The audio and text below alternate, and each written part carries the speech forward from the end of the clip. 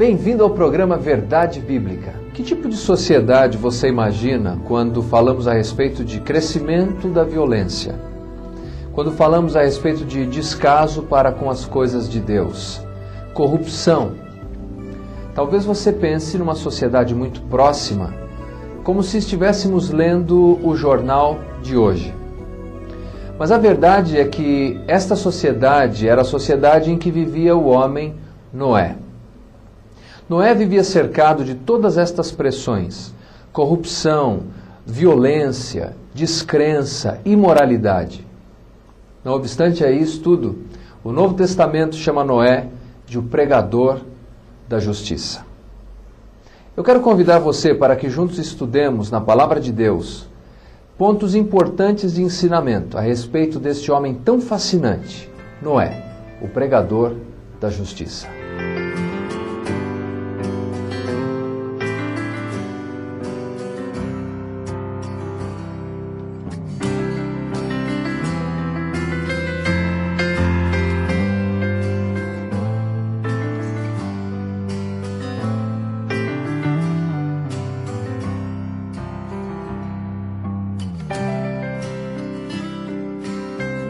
Uma das coisas importantes a respeito de Noé é que os críticos têm tentado transformá-lo num mito, numa lenda.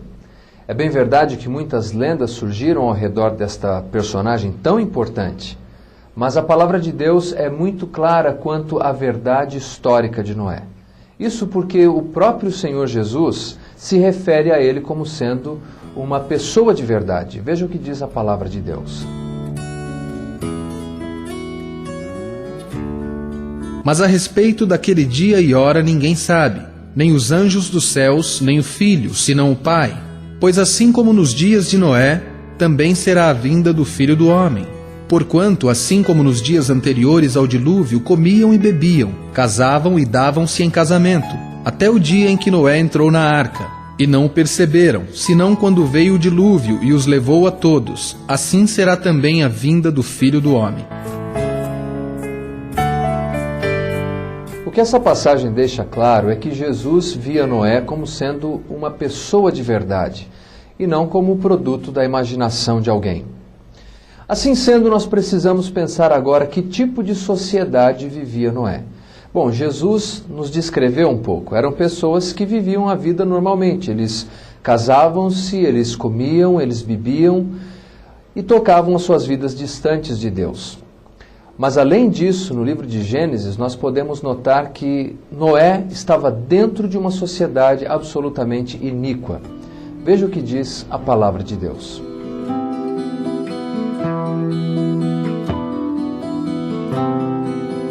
Viu o Senhor que a maldade do homem se havia multiplicado na terra, e que era continuamente mau todo o desígnio do seu coração. A terra estava corrompida à vista de Deus e cheia de violência. Viu Deus a terra, e eis que estava corrompida, porque todo ser vivente havia corrompido o seu caminho na terra. Então disse Deus a Noé: resolvi dar cabo de toda a carne, porque a terra está cheia da violência dos homens. Eis que os farei perecer juntamente com a terra. Maldade multiplicada. Todo o desígnio do coração do homem era mau. Violência, corrupção. As trevas são tão densas nesta passagem que quase são palpáveis. É como se o divino autor quisesse que, ao lermos estas palavras, nós tivéssemos o desejo de pelo menos uma gota de graça, um ponto brilhando no meio da escuridão. Alguma esperança, alguma alternativa. Você pode imaginar o que é isso? Em todas as direções você olha e tudo que você pode enxergar são trevas. O coração começa a pedir por alguma gota de esperança, algum socorro, alguma possibilidade. Um porém, um mas. E é exatamente isso que encontramos no versículo 8. Veja o que diz a palavra de Deus.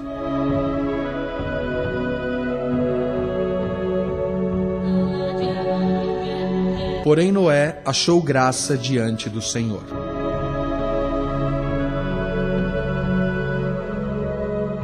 A conclusão não pode ser outra a não ser dizer: Deus muito obrigado pela vida de Noé. Isso porque no meio de tantas trevas, de tanta maldade, de tanta impiedade, Deus ainda é capaz de fazer algo bom. Aliás, no meio de todas aquelas trevas, ainda é possível existir um homem de bem.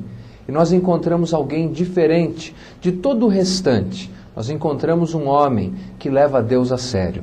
Veja o que diz a palavra de Deus. Eis a história de Noé. Noé era homem justo e íntegro entre os seus contemporâneos. Noé andava com Deus. No meio daquele caos generalizado, Deus encontrou alguém disposto a crer e a obedecer.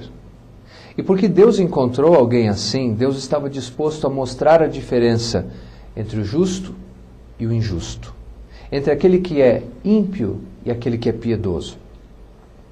Talvez nós pensemos, bom, isso aconteceu num lugar específico, no tempo e no espaço, na sociedade de Noé. Mas isso não é verdade. O contraste entre justos e injustos é apresentado na Bíblia como um tema fundamental. Tome, por exemplo, o Salmo 1, onde fica claro como procede o justo, como procede o ímpio e o destino de ambos. Bem-aventurado o homem que não anda no conselho dos ímpios, não se detém no caminho dos pecadores, nem se assenta na roda dos escarnecedores. Antes o seu prazer está na lei do Senhor, e na sua lei medita de dia e de noite. Ele é como a árvore plantada junto à corrente de águas, que no devido tempo dá o seu fruto, e cuja folhagem não murcha, e tudo quanto ele faz será bem-sucedido. Os ímpios não são assim, são porém como a palha que o vento dispersa. Veja, Noé era um justo. À luz deste salmo, nós podemos aprender alguma coisa a respeito daqueles que servem a Deus. A primeira coisa que o salmo nos diz é que o justo é aquele que não anda segundo o conselho dos ímpios. Note que o texto nos apresenta um grau de intensidade dentro desta situação toda que o justo enfrenta no seu dia a dia. Primeiro, ele não anda segundo o conselho dos ímpios, ele não se detém, isso é, ele não para fazer aquilo que os pecadores, os ímpios, fazem. E terceiro, ele não se assenta na roda dos escarnecedores. Quer dizer, ele não se acomoda com os valores impostos pela sociedade ao seu redor. Assim era Noé. Noé era um homem que não aceitava se deixar seduzir pelos valores do seu tempo. Ao invés de seguir os conselhos dos ímpios, ele seguia o conselho de Deus. Eu acredito que neste ponto seja importante que observemos alguns traços no caráter de Noé.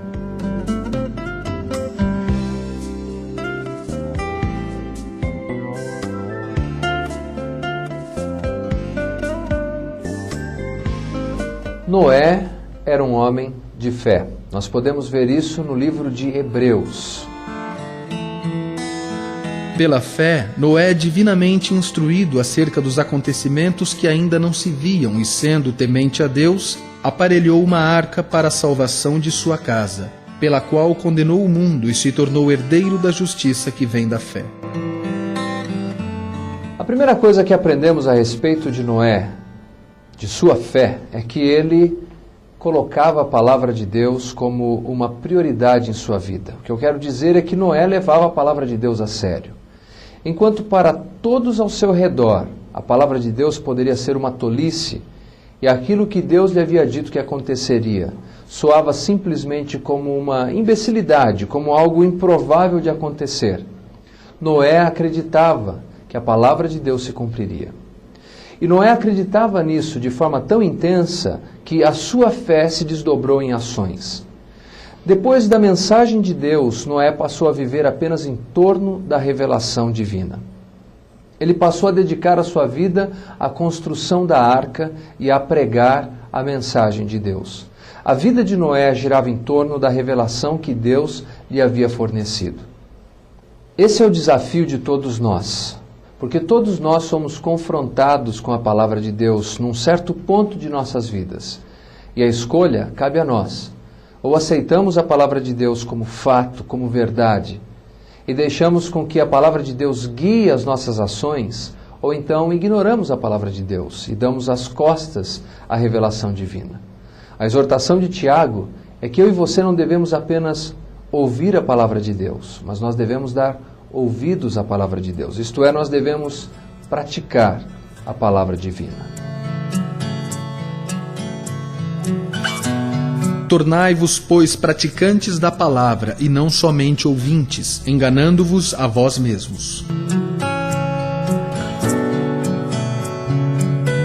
Muitas vezes nós dizemos que cremos em Deus, mas quanto tempo gastamos com a palavra de Deus? Há quanto tempo você vem estudando a palavra de Deus? Qual é o seu interesse pelo conteúdo da palavra de Deus? A palavra de Deus fez uma grande diferença na vida de Noé, e a palavra de Deus deveria fazer esta grande diferença em nossas vidas. Eu quero dizer que no pódio do nosso coração, a palavra de Deus deveria ocupar o primeiro lugar.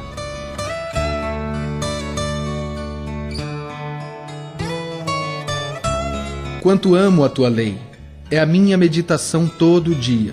Os teus mandamentos me fazem mais sábio que os meus inimigos, porque aqueles eu os tenho sempre comigo. Compreendo mais do que todos os meus mestres, porque medito nos teus testemunhos. Sou mais prudente que os idosos, porque guardo os teus preceitos. De todo o mau caminho desvio os meus pés para observar a tua palavra. Não me aparto dos teus juízos, pois tu me ensinas. Quão doces são as tuas palavras ao meu paladar, mais que o mel à minha boca. Por meio dos teus preceitos consigo entendimento. Por isso detesto todo o caminho de falsidade. Lâmpada para os meus pés é a tua palavra, e luz para os meus caminhos. Jurei e confirmei o juramento de guardar os teus retos juízos. Estou aflitíssimo, vivifica-me, Senhor, segundo a tua palavra. Noé era um instrumento nas mãos de Deus. Apenas por ser quem ele era, Noé fazia emudecer os seus oponentes.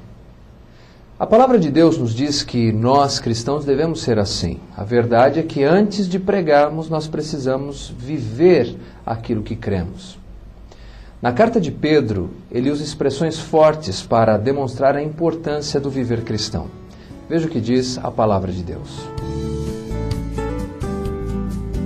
Amados, exorto-vos como peregrinos e forasteiros que sois, a vos absterdes das paixões carnais que fazem guerra contra a alma, mantendo exemplar o vosso procedimento no meio dos gentios, para que naquilo que falam contra vós outros como de malfeitores, observando em vossas boas obras, glorifiquem a Deus no dia da visitação.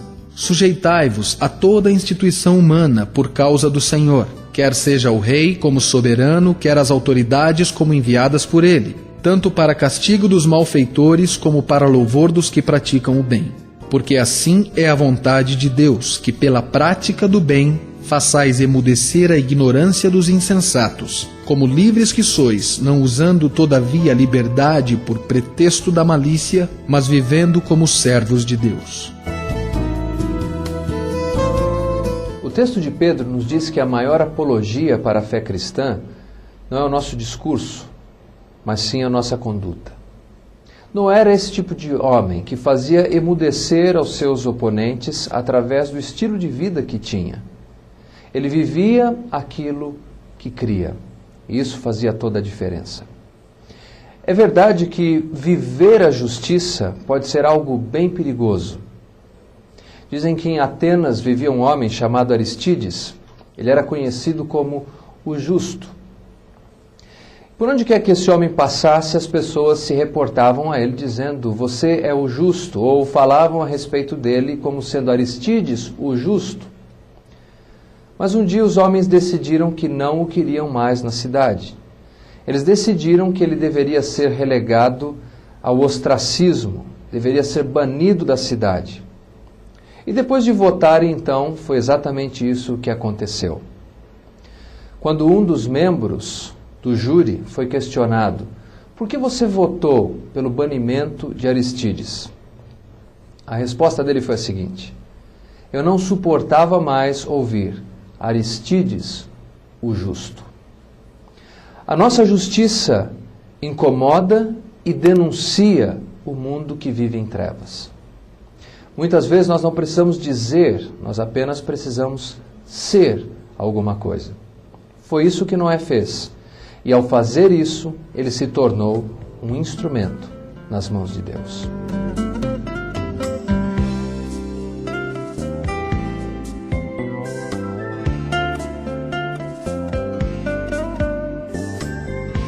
Noé era um homem de justiça.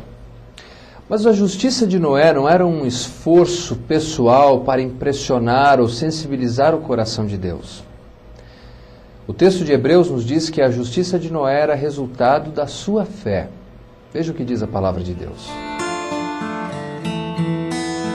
Pela fé, Noé é divinamente instruído acerca dos acontecimentos que ainda não se viam e, sendo temente a Deus, aparelhou uma arca para a salvação de sua casa, pela qual condenou o mundo e se tornou herdeiro da justiça que vem da fé.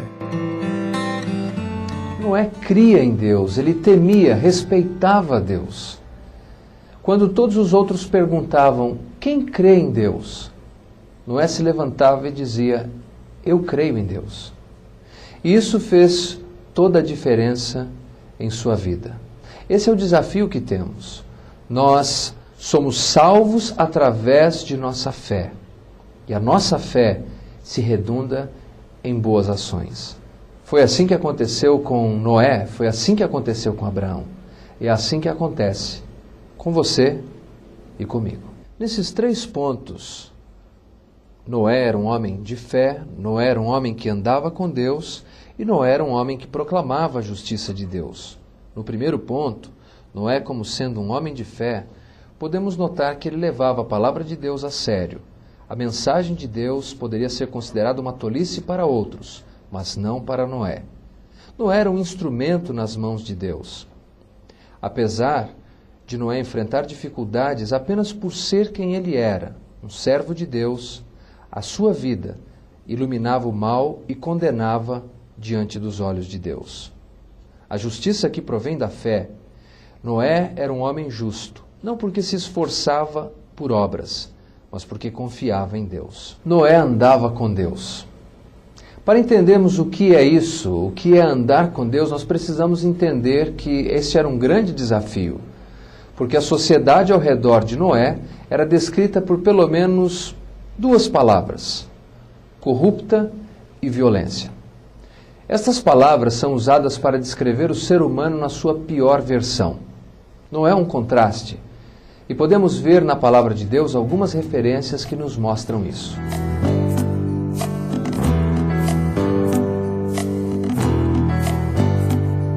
Assim fez Noé, consoante a tudo o que Deus lhe ordenara. E tudo fez Noé, segundo o Senhor lhe ordenara. Entraram para Noé na arca de 2 em 2, macho e fêmea, como Deus lhe ordenara.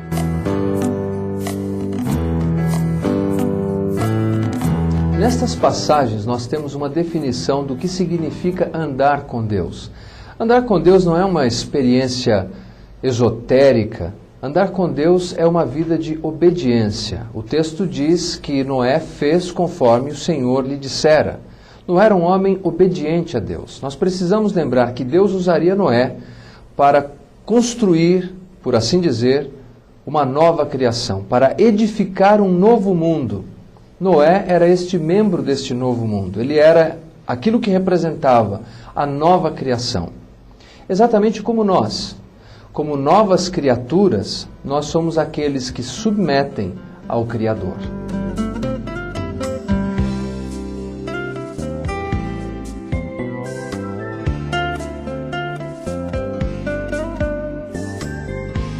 Pregador da justiça de Deus. Nós vivemos numa sociedade onde todos nós somos, de certa forma, medidos por números. E não é diferente para com os pregadores. Quantas pessoas se converteram com a sua última mensagem? Bem, se Noé fosse responder esta pergunta, ele jamais receberia o título de pregador da justiça, porque ninguém se converteu com a pregação de Noé. E ele pregou por 120 anos. Você sabe o que é isso, pregar por 120 anos e ninguém se converter? Talvez alguém dissesse, bom, ele não merece esse título.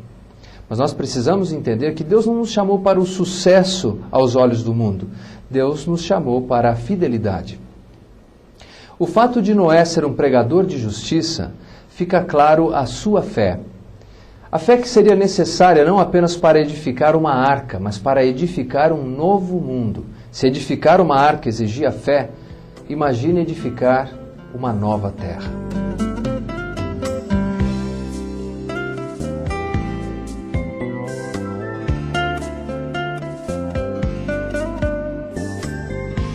Noé, este bendito solitário agarrado em Deus.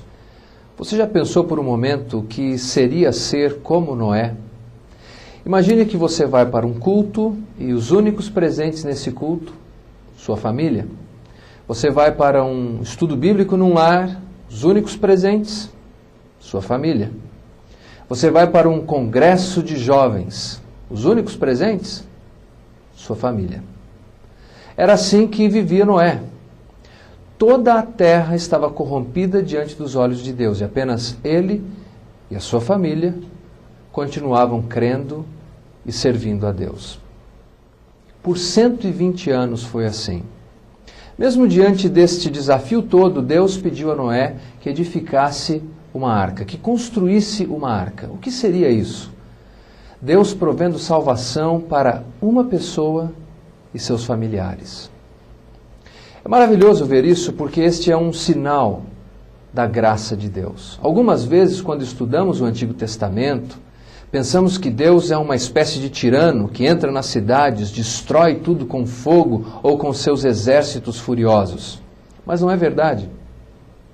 Todas as vezes que alguém se arrependeu no Antigo Testamento, todas as vezes que alguém quis encontrar uma válvula de escape, Deus disse sim. Tome, por exemplo, Jericó.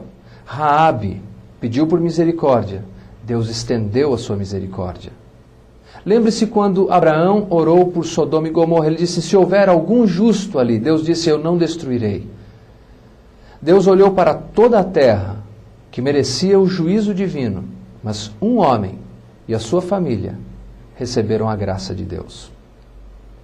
Você pode estar cercado dentro de trevas terríveis, mas se você clamar a Deus por misericórdia, se você clamar a Deus por sua graça, a graça de Deus está disponível. Noé foi este homem que acreditou em Deus e quando recebeu a incumbência de construir uma arca, ele o fez. Veja o que diz a palavra de Deus.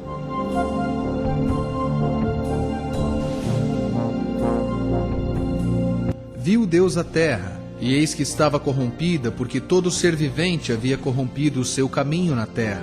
Então disse Deus a Noé, resolvi dar cabo de toda a carne, porque a terra está cheia da violência dos homens.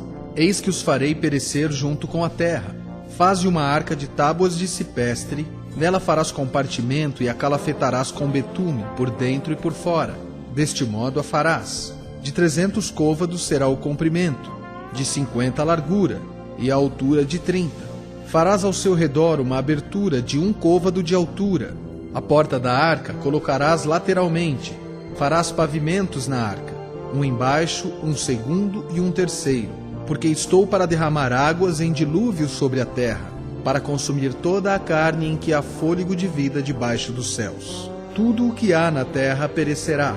Contigo, porém, estabelecerei a minha aliança. Entrarás na arca tu e teus filhos e tua mulher, e as mulheres de teus filhos.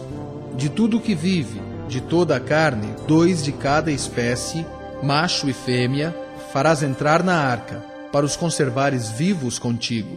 Das aves, segundo as suas espécies, do gado, segundo as suas espécies, de todo réptil da terra, segundo as suas espécies.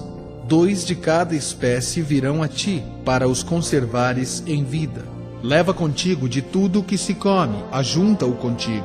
Ser-te-á para alimento, a ti e a eles. Assim fez Noé, consoante a tudo que Deus lhe ordenara.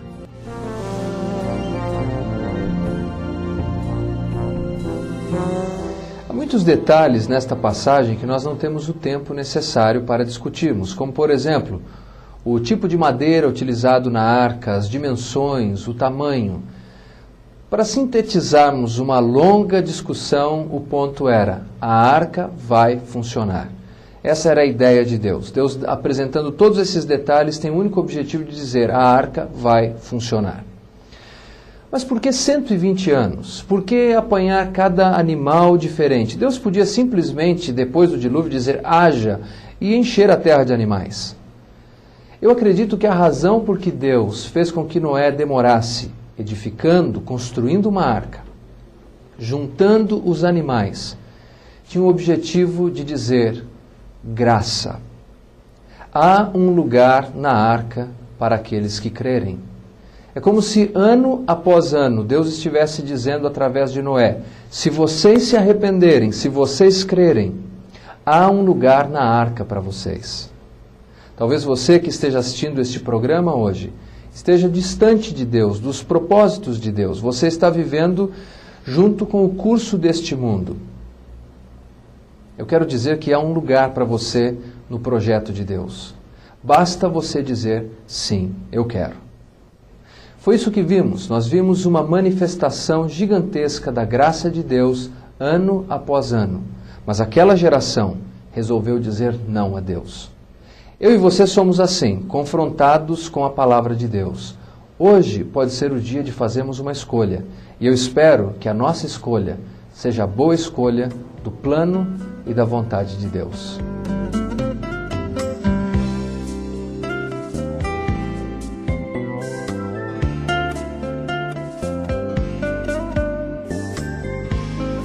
Deus concedeu salvação para a família de Noé e para Noé. E quando eu digo que Deus concedeu salvação, é porque todo o projeto da arca foi dado por Deus.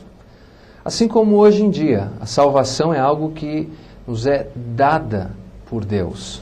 Deus deu o seu Filho, Jesus entregou-se por nós, Ele morreu na cruz por nós. E o que temos de fazer é responder em fé. Mas o que você faria depois de 371 dias dentro da arca? O que você faria depois de mais de um ano dentro da arca? Quando fazemos uma viagem longa de ônibus ou de avião, nós pensamos: a primeira coisa que eu quero fazer quando esse ônibus parar ou quando este avião aterrissar, eu quero comprar alguma coisa, eu quero beber alguma coisa. Mas Noé, a primeira coisa que fez foi adorar a Deus. Veja o que diz a palavra de Deus.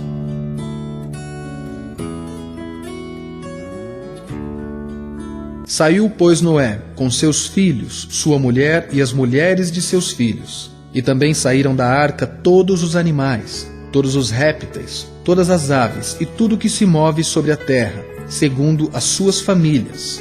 Levantou Noé um altar ao Senhor, e tomando de animais limpos e de aves limpas, ofereceu holocaustos sobre o altar.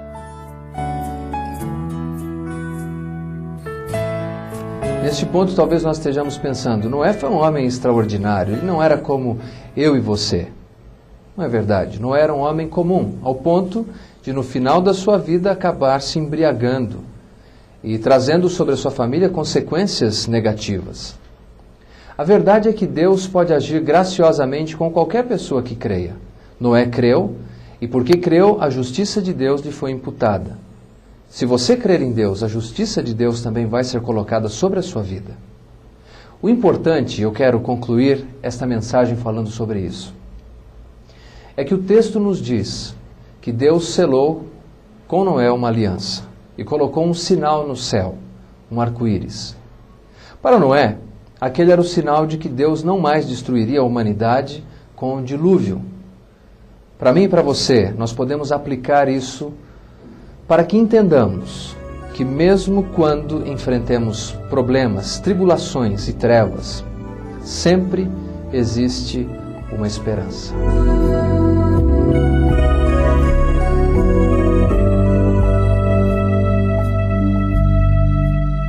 Nós chegamos ao final do nosso programa e esperamos que o programa de hoje tenha sido edificante para você. Queremos mais uma vez colocar à sua disposição o nosso ministério. Você pode nos contactar através do telefone no seu vídeo ou através do nosso site. Nós ficamos por aqui e aguardamos você para o nosso próximo encontro. Até lá.